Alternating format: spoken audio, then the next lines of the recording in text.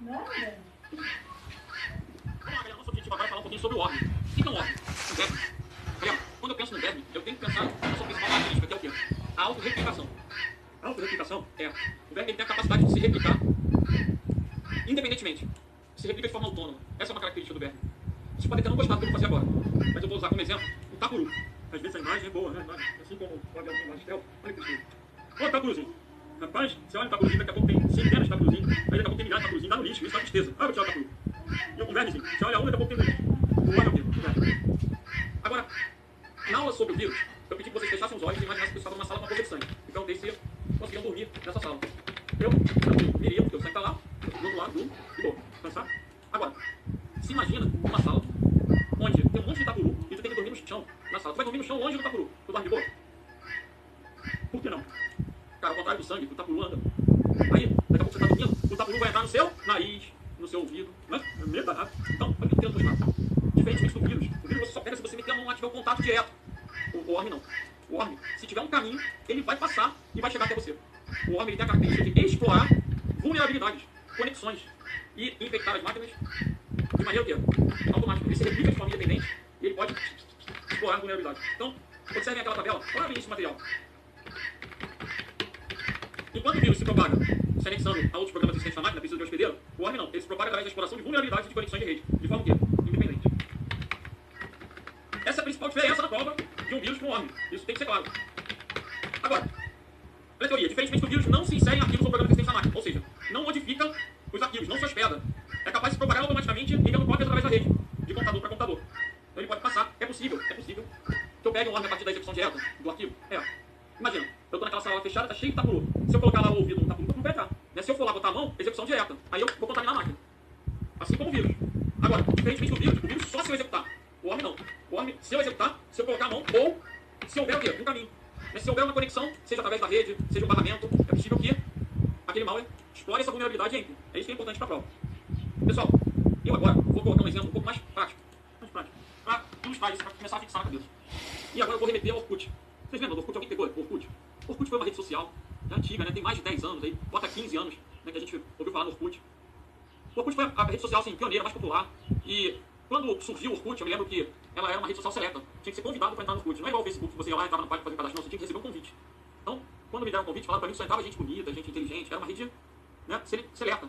E aí, eu já me senti um cara importante, fiquei tão bacana, tão feliz, entrei no Orkut, criei meu perfil, comecei a entrar nas comunidades, dos locais que eu havia morado, dos locais que eu havia trabalhado, e assim comecei a procurar pessoas que eu conhecia, que eu não via há muito tempo. Era o meu objetivo na rede social, né?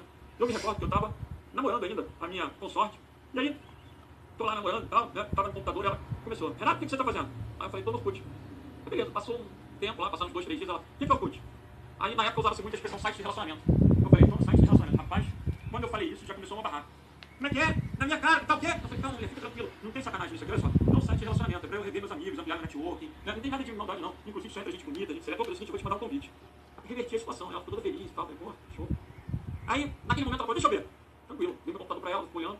Nisso que ela tá olhando, rapaz, apareceu uma foto de uma mulher linda, ela nunca tinha visto raio da mulher. Renato, clica aqui pra ver as fotos da nossa festinha ontem. Cara, quando ela viu aquele link, ela tem que correr. Eu falei: calma, mulher, calma, não clica, não clica. Na hora eu fiquei tão nervoso que eu falei pra ela: não clica não, que isso é um vírus. Eu vou tentar explicar a diferença de vírus ou ORM. Eu falei: não clica não, generalizei, falei: não clica não, que isso é um vírus. Naquele momento, eu tinha duas opções. Ou eu perdia a mulher, ou eu perdia o computador. Rapaz, eu sei que depois que ela clicou naquele negócio, era um tal dos outros me ligarem e falaram assim: Renato, que raio de emagreça já é esse que tu tá mandando? Que currículo é esse que tu tá mandando? E eu falava: não tô mandando nada. O meu Orkut ficou infectado por um ORM. Toda vez que eu acessava o Orkut, mandava mensagens sem o meu consentimento. Ele ficava replicando mensagens na rede e com isso ele ia também o quê? Se propagando. E aí, ele escrevia nas redes sociais como se fosse eu. Ele se fazia passar por mim, mandava e-mail, ele ficava replicando mensagens. Galera, isso hoje ainda acontece.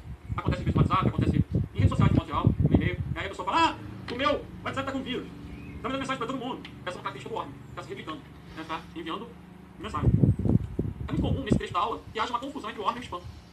Você tem que compreender que o spam não é um tipo de vírus. O spam não é um tipo de malware. O spam é uma mensagem indesejada. O spam é só mensagem. Agora, a minha máquina está infectada por um programa malicioso que está enviando spam. Então esse programa malicioso pode ser um ORM. Que tem a característica de quê? De se propagar de forma independente, congestionando a rede. Ele não modifica os arquivos existentes na minha máquina, mas ele causa lentidão. Ele aumenta o tráfego na rede, porque ele vai ficar o tempo inteiro o quê? Tentando se replicar. Essa sigla ORM, ela representa: escreva uma vez e leia muitas. É a característica do acrônimo. Escreva uma vez e leia muitas. Esse acrônimo, essa sigla, formou a palavra ORM, que originou o malware verme. Ok? Então alguém escreve o ordem uma vez e ele fica se replicando pela rede muitas vezes, fazendo o quê? Congestionando, causando lentidão. Vamos para as questões? Deixa eu ver. Essa ciclo.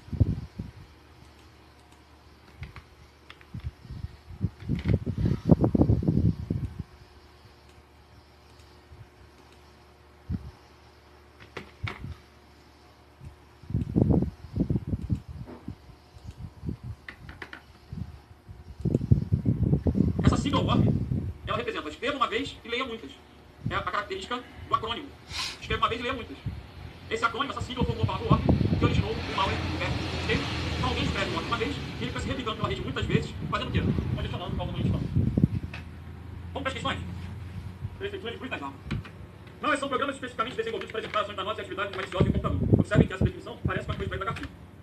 A alternativa contém um programa capaz de se propagar automaticamente pelas redes. Não pode ser o vírus. Aí, eu volto lá para aquela página 31. Aquela página 31 é muito importante para a gente. Página 31 da cartilha. Observem, cavalo de Troia, Spire, Backdoor e Bootkit não se propagam. Então, jamais, numa questão como essa, você vai poder marcar cavalo de Troia, Spire, Backdoor. A tua dúvida vai ter A e a D. Mas a D, ela se caracteriza pela palavra sequestro, criptografia. Isso a gente ainda vai falar mais adiante. Quando ele coloca, programa capaz de se propagar automaticamente pelas redes, enviando cópia em si mesmo, de computador para computador, se propagando. Olha a definição do ordem da cartilha. Capaz de se propagar automaticamente pela rede, enviando cópia em si mesmo de computador para computador. Então a gente percebe que essa questão da prefeitura de Cruz das Almas foi extraída literalmente da cartilha. E essa definição é a definição do ordem. Por isso ela então que letra A de alfa. Ok? Vamos então. Vamos lá, galera. Questão do CREA de Goiás, 2019. Um ORM é um programa disfarçado que invade os sistemas com um único objetivo: publicidade. A edição já está errada. O objetivo do ORM é o quê? Congestionar. Congestionar, se replicar, causar lentidão. Existe um programa que vocês vão aprender adiante, voltado para a publicidade, que é o adware.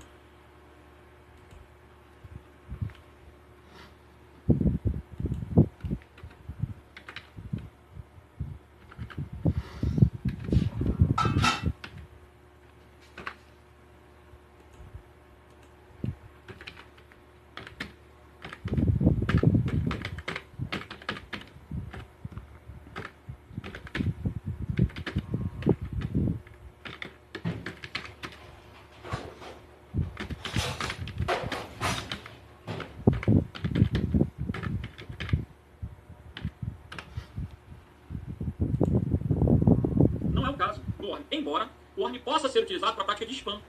Mas eu não sei nem até que ponto esse spam pode ser visto como uma coisa, assim, uma publicidade boa, né? A maneira como ela é realizada já pode causar um certo repúdio por parte, né, das máquinas infectadas e dos seus respectivos usuários. Enfim, a característica do ORM é replicar, é se replicar. Agora, publicidade, existe um tipo de malware específico. Por isso a questão está errada. No segundo período, ele coloca assim, esse tipo de vírus. A gente sabe que o ORM é um tipo de malware, mas isso daí você tem que ter muito cuidado, porque há questões que ainda se referem ao vírus como se fosse um termo genérico. E aí é sempre passível de muita discussão, de muito recurso, ainda mais numa questão de certo e errado. Então tem que ter bastante bom senso para distinguir. Quando o examinador está querendo, de fato, classificar vírus, ORM, cavalo de Troia, backdoor, e quando ele está chamando o vírus de malware. Ou quando ele está chamando o malware de vírus de uma maneira o quê? Genérica. Legal? Vamos lá. Qual a diferença entre vírus e ORMs? Essa é uma questão boa. Qual a diferença entre vírus e ORMs? Primeiro, o vírus precisa de um hospedeiro. E o ORM é igual ao Tapuru. Ele age de forma independente. Logo, independente no sentido de quê? De que ele não modifica a vida existente na máquina e ele explora a vulnerabilidade. Ele congestiona. Então, qual a diferença entre vírus e ORM? Na letra A, não há diferença. Tá errado. Se não houvesse diferença, não estava nem explicando, né? Letra B, o ORM não tem o poder de se auto-replicar. Errado. A característica do ORM é se auto-replicar. Letra C, ORMs não precisam de um arquivo hospedeiro para infectar. Essa é a resposta. Essa está certa. Diferentemente do vírus. O vírus precisa de um hospedeiro, o ORM não. Então essa é a diferença. Letra D, vírus não precisa de um hospedeiro. Vírus precisa. Letra E, vírus não tem o poder de se auto-replicar. O vírus tem o poder de se replicar, mas ele se insere em um programa hospedeiro e ele precisa ser executado. Quando ele fala assim, se auto-replicar, a gente pode voltar a nossa tabelinha e a gente vai observar que ele se propaga. O vírus, o ORM, pode, exemplo. Sendo que o vírus, para se propagar, ele precisa ser executado e ele vai se anexar arquivos do programa existente. Ok? Então, a questão do TR Goiás está, a questão do IF de São Paulo está, com o gabarito letra C. O ORM não precisa de um hospedeiro. Vamos lá. Universidade Federal Rural de Pernambuco. Existem diversos tipos de códigos maliciosos. Tem um vírus, tem um ORM, tem um cavalo de Troia, etc. Com diferentes características, ok?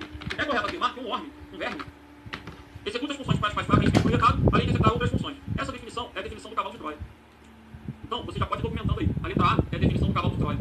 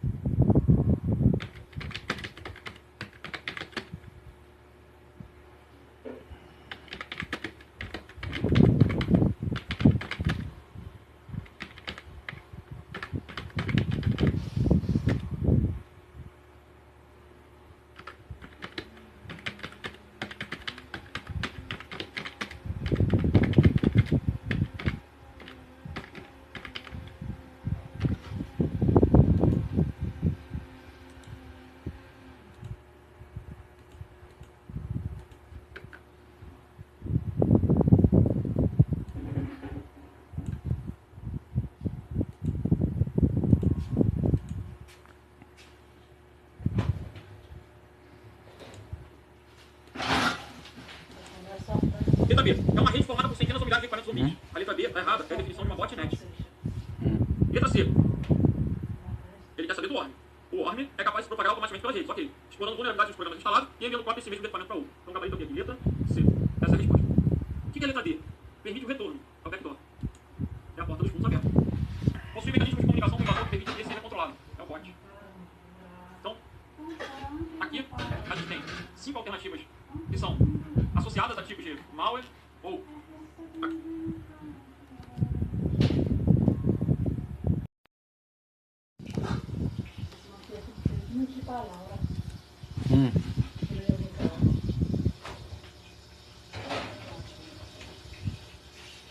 Chega nas coleguinhas, pega a boneca, pega uma.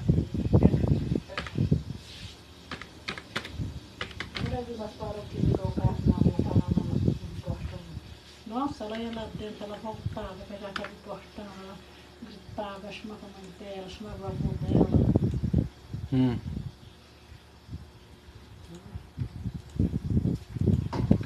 Neném. Pegou o avô dela, sentou com o chapéu, ela, vamos tirar o papel.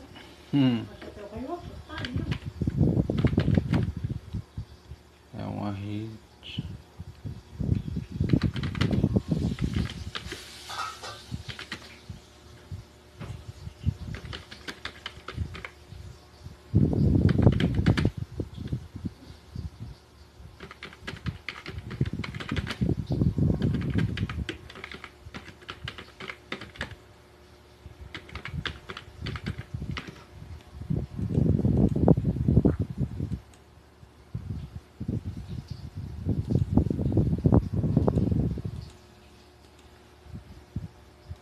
Consequências, né, de um malware como uma botnet na letra B, é importante entender que cada uma define algo relacionado à segurança da informação. A primeira define caso deploy, que a gente vai falar melhor adiante. A segunda, a botnet.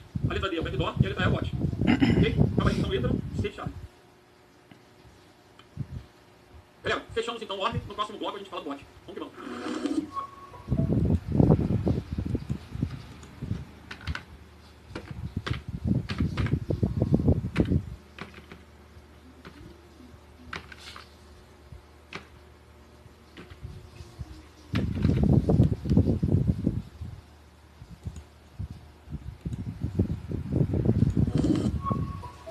Vamos lá, galera. Então, retomando. Nós temos 8 tipos de malware, né? Documentados aí inicialmente. Vírus, worm, bot, spyware, cavalo de Troia, backdoor, rootkit e o ransomware. Legal.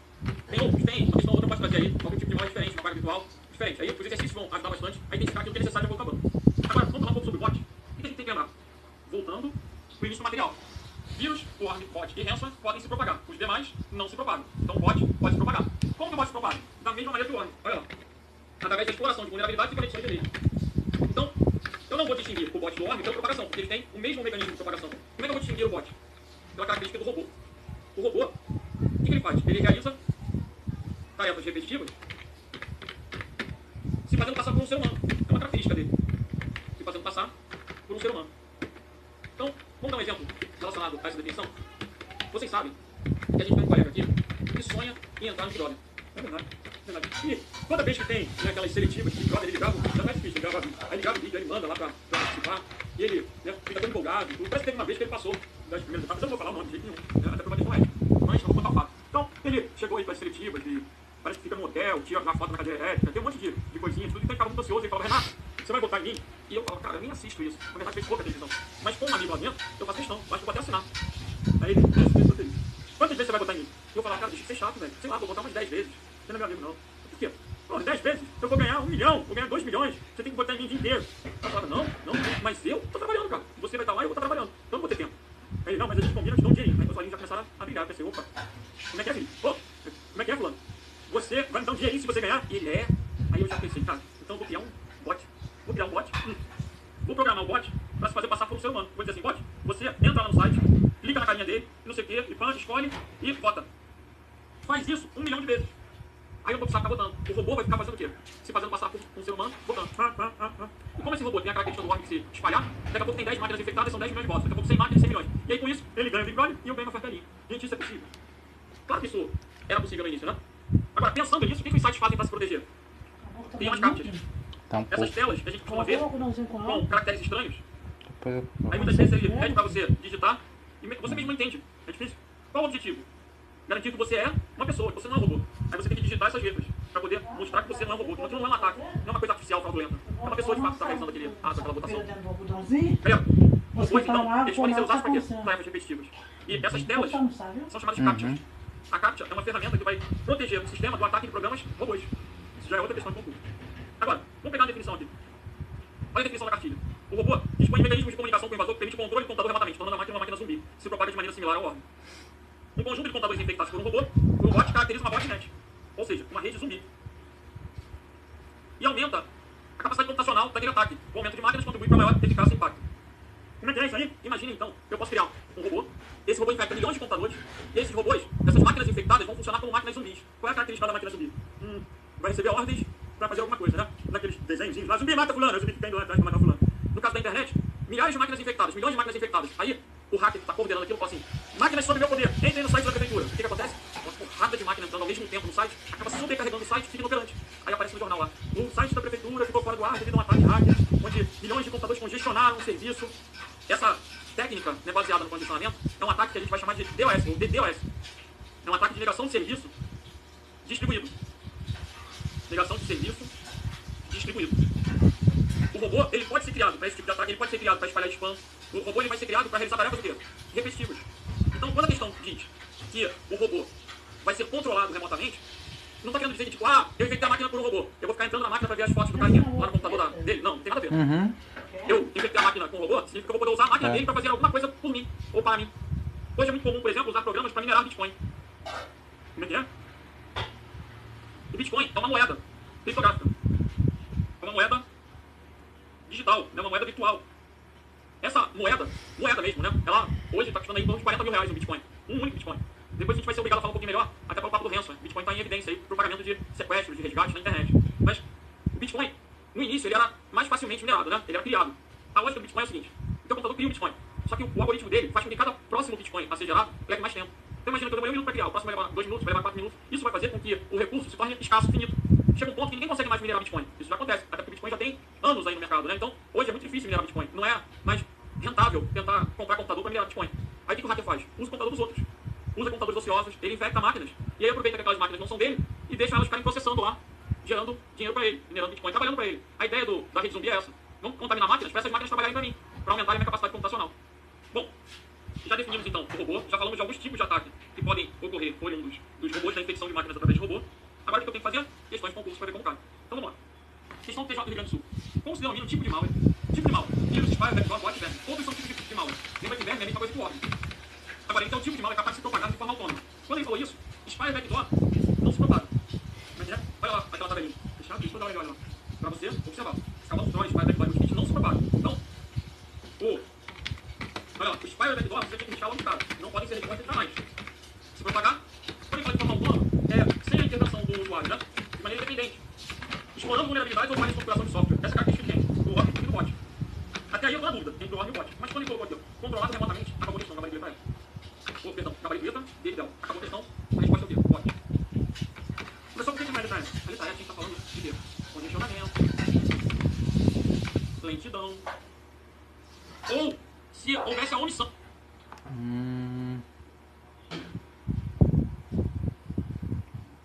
Pode ser controlada remotamente por um atacante.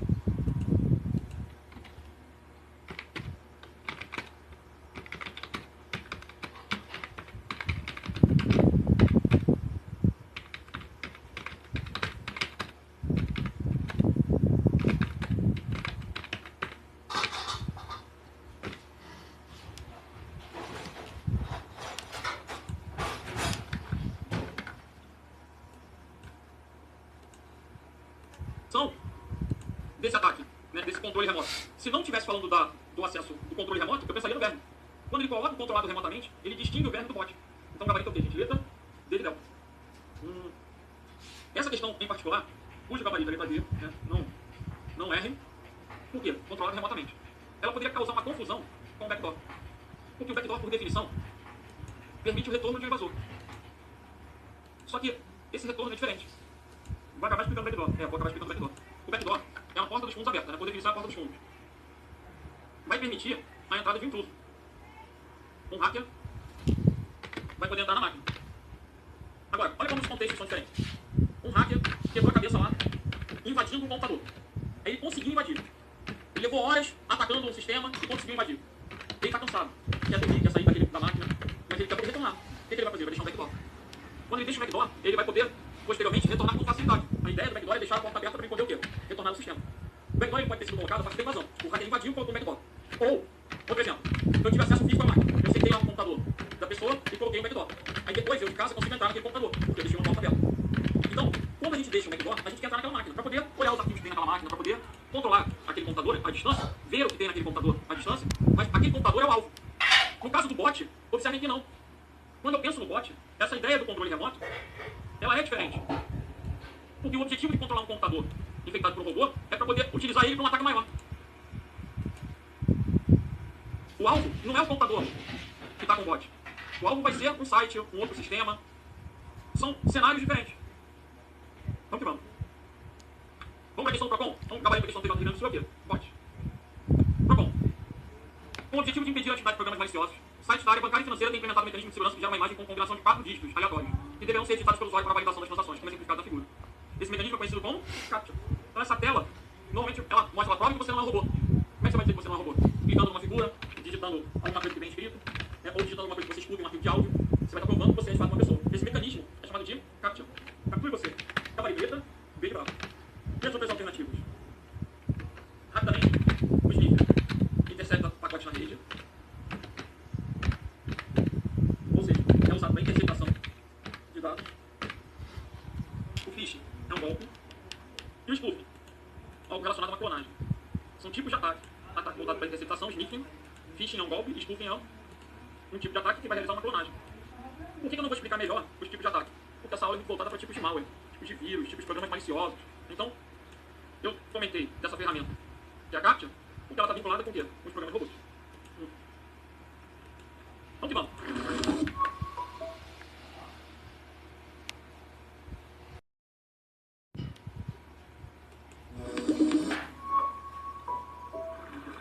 Vamos lá, galera. Já falamos sobre vírus, o worm e bot. Vamos agora falar sobre o ransomware.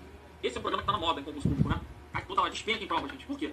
Porque há uns 2, 3 anos atrás, a gente teve um ataque de ransomware que ganhou uma projeção assim mundial. Teve um impacto muito grande, saiu na televisão.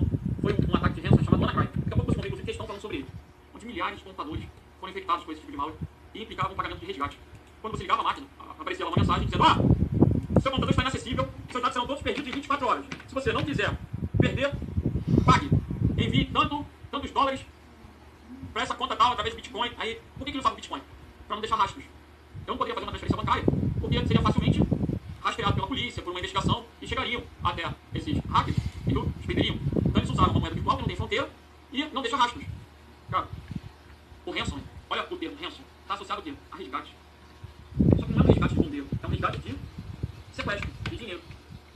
Então, conceito do ransomware. Tipo de código malicioso que torna inacessível os dados armazenados no equipamento. Como? Usando criptografia. Ele vai criptografar os dados através de uma senha. Só que ele só te libera a senha se você efetuar o pagamento do resgate. Isso, você tem que acreditar que o hacker vai te liberar a senha depois de você pagar, né? Aí você transferia aos bitcoins, enviava um e-mail pro endereço do hacker, e o hacker supostamente ia te liberar a chave, a senha, para você poder acessar os dados. Galera, altamente propenso a nem receber a chave e se ferrar, né? Perder os dinheiros dados. Para que você não seja vítima desse tipo de ataque, o que você tem que fazer é backup. Backup é. Se você tem um backup atualizado, numa situação dessa, você fala, dane-se pro hacker, formata a máquina, paga tudo, e restaura o backup limpo. E fica tranquilo, não precisa pagar nada e nem vai ficar refém, né, de amanhã depois dele repetir essa operação, criptografar os dados de novo, enfim. Isso não pode se tornar uma prática, não pode ser aceitável, né? Então, a maneira que você tem de se proteger é o quê? Fazendo backup. Isso pode ficar em prova. Se o treinador perguntar, qual é a maneira de mitigar, de reduzir o impacto de um ataque de ransomware? Fazer backup, manter o backup atualizado. Legal? Vamos lá. Existem dois tipos de ransomware. Duas categorias de ransomware. É o Clip e o Walker. Isso a gente vai ver no próximo slide. Clip e Walker. Então deixa eu só fechar esse slide. Como é que a gente propaga? Através de e-mail, com código malicioso. Se você executar o anexo, vai pegar um ransomware, vai criptografar os dados. Explorando vulnerabilidades de sistemas que não têm recebido as devidas atualizações de segurança. Lembrem que atualizações de segurança podem ser chamadas de patch. São remendos. Esse termo é um termo bastante comum nessa área de segurança na informática. Então, quando você faz o update dos sistemas, na maior parte das vezes você está baixando o quê? Correções de vulnerabilidades, patch. Logo, sempre vai ser recomendável manter o sistema atualizado. Professor, mas é porque o meu sistema é operacional, mas o meu sistema é pirata. E se eu atualizar o meu sistema, quando identificar que ele é pirata, ele vai funcionar. Eu não posso atualizar. Então você está vulnerável, está correndo risco. Mas você é a exceção. Você, quando tem um programa pirata, está na marginalidade. O recomendável com uma questão de prova é a regra. A regra é sempre manter o software o quê? Atualizado. Nunca duvidem disso numa questão. Manter o software atualizado. Voltando. Tipo de ransomware. Tem aquele ransomware que vai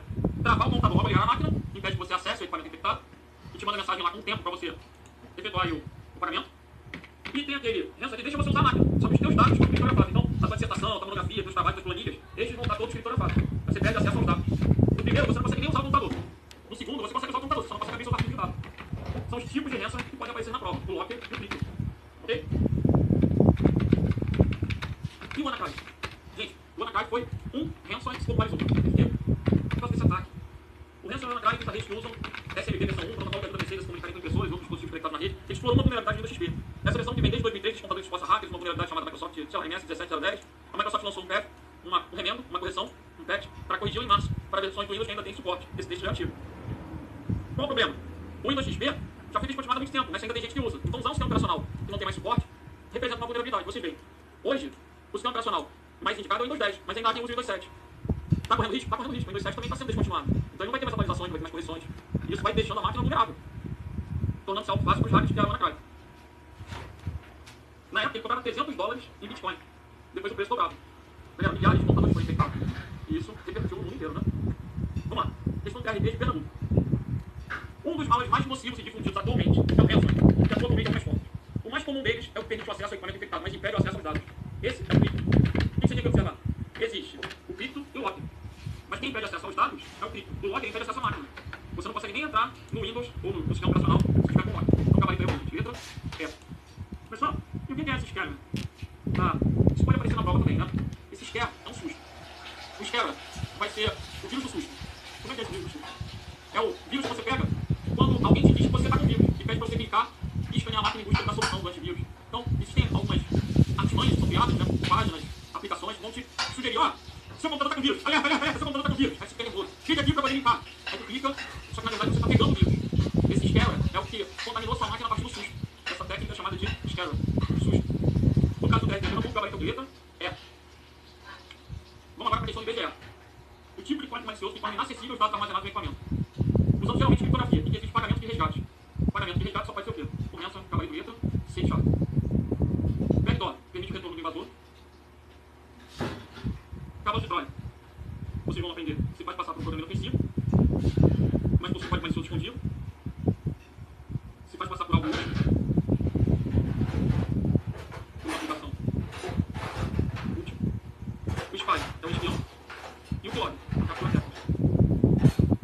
O clone é um tipo de spy. Isso vai ser melhor comentado nos respectivos momentos dos vídeos adiante. Então, acabei de letra, C chave. Esse slide está mostrando um pouquinho só da evolução do Bitcoin. Olha só, gente. O Bitcoin ele surge em 2009, valendo menos de 1 centavo. Em 2010, um Bitcoin custa 21 centavos. O pior é saber que em 2010 eu já falava do Bitcoin. Eu já estudava isso. Mas eu não investi. Poxa. O Bitcoin chegou a custar 70 mil reais. Hoje ele está aproximadamente, oscila muito, é muito volátil, de 30 a 40 mil reais. Um Bitcoin. Muita gente investe. Como, da mesma forma que existem investimentos na bolsa de alto risco, há quem investe em moedas digitais e moedas virtuais. Que tem a mesma volatilidade, alto risco, entre o que a gente ganha dinheiro e o que a gente perde, né? É o tipo da coisa óbvia. Para um ganhar, outro tem que perder. É a característica desse mercado. Como é que funciona isso, gente? Assim, de uma maneira bem sucinta. Quanto custa um capacete de uma moto? Deve ter gente se questionando assim, será? Tem gente que não tem moto? Mas pensa, imagina. Tem capacete de moto que custa 300 reais, tem capacete de moto que custa 3 mil reais, depende da qualidade. Agora, quanto você acha que custa o capacete da Ayrton Senna? Cara, não faço ideia. Por quê? Custa o quanto alguém está disposto a pagar por aquilo. É possível que o capacete da Ayrton Senna custe milhões. Não tem como determinar. Então, uma coisa custa o quanto alguém está disposto a pagar por aquilo. No caso do Bitcoin, no início foram criando Bitcoin, não valia nada. Hoje em dia é difícil criar Bitcoin. Muito difícil. Então tornou-se um recurso que é finito. Só que tem gente querendo comprar. Se tem gente querendo comprar, você vende quando você quiser. Desde que tem gente querendo comprar. Quando pintou o ransomware, o que aconteceu? Todo mundo tinha que pagar em Bitcoin. E para pagar, a pessoa tinha que comprar o Bitcoin, tinha que comprar $300 de Bitcoin. Não interessava o preço do Bitcoin. Então, por mais que o preço do Bitcoin subisse, tinha gente querendo pagar porque tinha que dar os $300 lá pro cara em Bitcoin.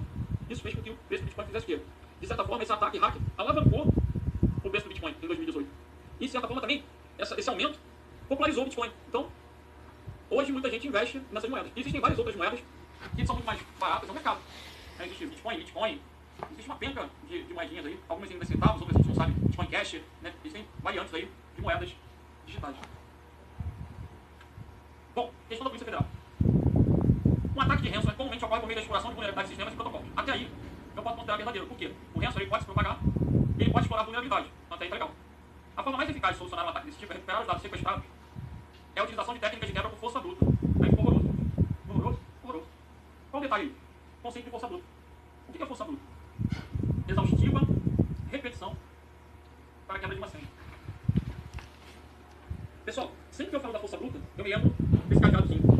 Eu cismei de colocar um cadeado desse no armário da academia. Rapaz, não parece, mas eu estou em malhar. Quer dizer, eu pago a academia todo mês. E para ter desculpa, eu aluguei um armário e deixei roupa na academia, tênis, né, short, toalha, pra não ter aquela de, esqueci o tênis, tem lá na academia. E como eu perco chave, eu ficar perdendo as coisas, eu preferi colocar um cadeadozinho com senha. O que aconteceu? Esqueci a senha. Mas, o que eu tive que fazer? Cada dia que eu ia à academia, eu tentava 50 combinações. Eu levei 20 dias para abrir o cadeado. Por quê? Ele vai variar de 000 até 999. Então, no primeiro dia eu ficava 00001, 002, 003, até 00, até 049. No segundo dia, de 50 até o 100. Cara, eu demorei 20 dias para testar as 1000 combinações e abrir o raio do armário. Funcionou? Claro, vai funcionar. Só que demorou 20 dias. Se tivesse mais um número, cara, se tivesse mais um número, eu quebrava o cadeado. Por quê? Não ia conseguir. Eu não ia conseguir 10.000 combinações, olha quantos dígitos. Então, a partir do momento que eu aumento a quantidade de dígitos, eu vou tornando essa senha mais difícil. Se eu aumento a quantidade de caracteres, eu aumento a base. Aí que a combinação fica maior ainda. Então, o que eu quero colocar? A força bruta não é a maneira mais adequada. Imaginem, num ataque desse de ransom, é possível que eu leve anos um computador ligado para quebrar aquela senha. E aí pode ser que aquela informação não tenha nem mais relevância para mim. Então, essa questão de chave está errada. Aí, hoje, as chaves criptográficas, elas têm tantos bits, elas têm tantas combinações, que dependendo, por exemplo, do objeto apreendido, uma perícia desiste. Como assim? Polícia Federal, está arriscado a Polícia Federal, prendeu um vagabundo lá com um iPhone, aí olhar pro celular dele e pedir a senha. Aí o policial vai gentilmente pedir a senha para o vagabundo. O que o vagabundo vai responder? Não sou obrigado a produzir provas contra mim mesmo. Não vou te dar porra nenhuma. E aí, novamente, o policial vai gentilmente. Não vai gentilmente. Não vai, porque não pode, direito humano. Conclusão. Vai levar pra perícia. Vão tirar o perícia pra olhar e falar, solta o cara. Meu irmão, se tu depende disso daqui pra prender o cara, solta o cara. Porque com esse nível de criptografia aqui, com a tecnologia que a gente tem hoje, vai levar 10 anos, 20 anos pra quebrar isso daqui. Já prescreveu, pode soltar. Então, se ele não conseguir obter a senha, já é. A força bruta não é a maneira mais adequada. Por isso que a questão está o quê? Errado. Então, que vamos? Vamos falar agora do spyware. É um outro tipo de malware. Então, falando do ransomware, vamos falar agora do spyware. Então, a primeira coisa, os spyware não se propagam. Observe que a gente estudou os 4 primeiros tipos de malware, que foi aquele primeiro bloco do quê? Se propaga. Tudo que eu falar daqui em diante, não se propaga. Então, Carlos Spy não se propaga, Spy não se propaga, Backdoor não se propaga, Rootkit não se propaga. Então, que vamos? O que é um spy? O nome sugere, software de espião. Qual o objetivo do spy? Monitorar a atividade do sistema e enviar para terceiros. Coletar dados, espionar. Existem vários tipos de spy. Aí, os mais conhecidos são o Keylogger, o Spinlogger e o Wiper. Vamos comentar cada um deles. Por que o Keylogger é um tipo de spy? Key, vem de keyboard. Achei que era chave. É teclado. Log é diário. Diário é, lembra do log? O que é um log? É um diário web. Um log é um diário. Um diário é onde você faz um registro de tudo que aconteceu com você, né? Quem tinha diário quando era criança? Anotava, hoje meu dia foi tão legal. Era um log. A evolução trouxe um blog. Conceito de login. Por que eu tenho esse termo login? Logon. Eu estou ligando o log. Tudo que eu fizer vai ficar registrado com a minha senha. Então, se eu transferir um dinheiro, vão saber que fui eu. Se eu acessei um arquivo confidencial, vão saber que fui eu. Vai estar atrelado ao meu usuário. Agora, o keylog? O que ele vai fazer? Um registro de tudo aquilo que é digitado. Galera, na prática, esse programa foi muito usado pelo mundo. Será que tem essa expressão no Brasil todo? Porque às vezes eu esqueço do regionalismo, né? Eu sou carioca, a gente aqui no Rio de Janeiro coloca esse termo para traído. Não sei se tem no Brasil todo. Mas, porra, olha, imagina o cara que está se sentindo traído. Ele vai e coloca um keylogger lá na máquina da esposa. Do cônjuge. Aí, tudo que a mulher digitar vai ficar no log. Se o plano for, ele pode acessar o computador de noite e ler. Ou se ele tiver pegado um log bom, ele pode programar para já enviar para ele durante o dia. Aí ele fica sendo um porno online. À medida que ela digitar, ele já está sabendo de tudo. Né? Eu estou falando de brincadeira, mas muitas relações acabaram por causa desse tipo de programa de espião. O keylogger captura teclas, captura tudo aquilo que foi digitado.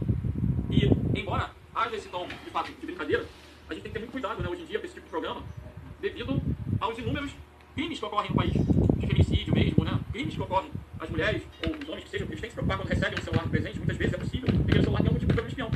E é possível que você esteja sendo monitorado quanto ao local que você está, o celular tem GPS, a sua câmera pode estar filmando, o seu celular pode estar reproduzindo som. Existem programas que vão permitir todo um monitoramento a partir do celular. É ficção.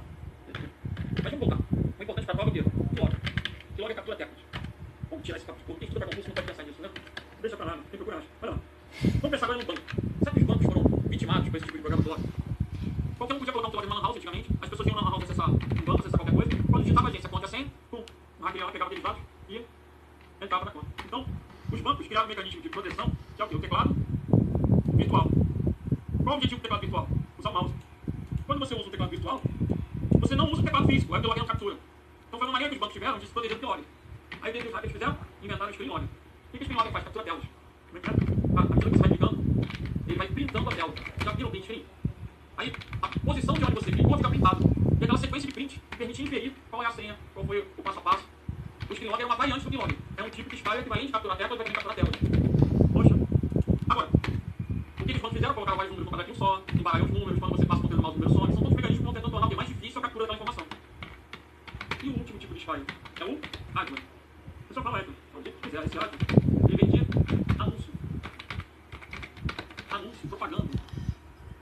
Vocês acreditam que às vezes eu simplesmente falo. Tô com uma fome. Eu nem falo assim, ok, Google. Não, falo não. Eu só falo assim, tô com fome. Ok, Google. Mas assim, eu não vou jogar essa teoria da conspiração aqui na aula, não. Mas às vezes eu falo, tô morrendo de fome, eu escrevo, tô morrendo de fome. Aí daqui a pouco eu olho no celular, aparece uma propaganda do iFood, uma propaganda de McDonald's de não sei quantos metros. Aí eu fico assim, caramba, cara, como é que ele adivinhou?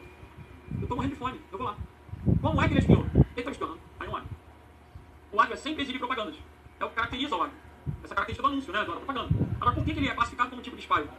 Se ele estiver mostrando as propagandas baseadas em alguma espionagem, seja em algo que você fala, algo que você digita, ou a tua localização, o teu contexto, mas se de alguma maneira há uma captura de informações não autorizadas que te favorece uma propaganda direcionada sem o teu consentimento, aquela propaganda é um tipo de spy. Isso o ágio é classificado como spy. Agora, fiquem espertos, porque na prova, olha que coisa interessante que eu vou falar agora. O spy pode ser legítimo ou malicioso. Como assim? Todos esses programas, eles podem ter um cunho legítimo ou malicioso. Por exemplo, eu tenho uma filha de 9 anos. No celular da minha filha, há um programa espião, mas que foi instalado com consentimento meu e da mãe, e a minha filha, inclusive, sabe disso. Pelo meu celular, eu consigo saber onde ela está. Eu consigo liberar ou não o acesso dela a determinados aplicativos, eu consigo controlar ela. Mas por quê? Porque eu sou pai, eu sou responsável. Eu tenho o celular, mas eu também tenho o controle. Então, nesse caso, o spy é legítimo. Há situações onde eu posso ter um programa espião de maneira o quê? Legítimo. A minha família, um consegue monitorar onde o outro está. Até porque no Rio de Janeiro isso é uma questão de segurança. É interessante que o celular tenha esse recurso habilitado. Ou não, depende do perfil. Como é assim? Vamos lá, Keylogger, Spinlogger e Admin. São exemplos de programas espiões. Agora, existe um outro programa que vai se assemelhar bastante, e dependendo da questão, você vai ou não abstrair ele como um tipo de spy, ou não distinguir ele como um tipo de ataque, que é o sniffing. Enquanto esses programas, Keylogger, Spinlogger, Admin, agem na máquina, o sniffer age na rede. Como assim? Existe um exemplo, que é o Wireshark. O Wireshark é só um exemplo. É um programa que você instala no seu computador, e aí você configura a sua placa de rede para operar de modo promíscuo, capturar todos os pacotes que trafegam na rede. E ele começa a interceptar dados da rede. Dessa maneira, de forma legítima, um administrador da rede pode saber o que os funcionários estão fazendo, por exemplo.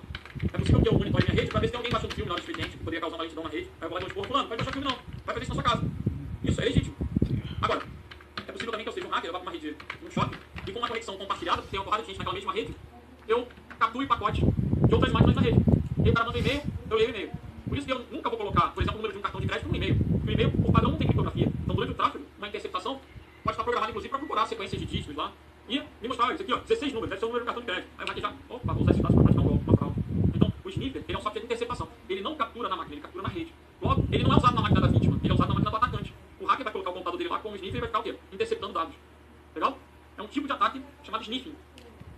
Você tem que ter bom senso para identificar se o examinador está classificando o sniffer como um tipo de ataque ou se ele está querendo associar um tipo de spy. Embora não seja, ao meu ver, exatamente correto, mas pode ser confundido pelo fato da espionagem, da interceptação. Ok? Vamos fechar esse bloco, no próximo a gente continua com a correção das questões.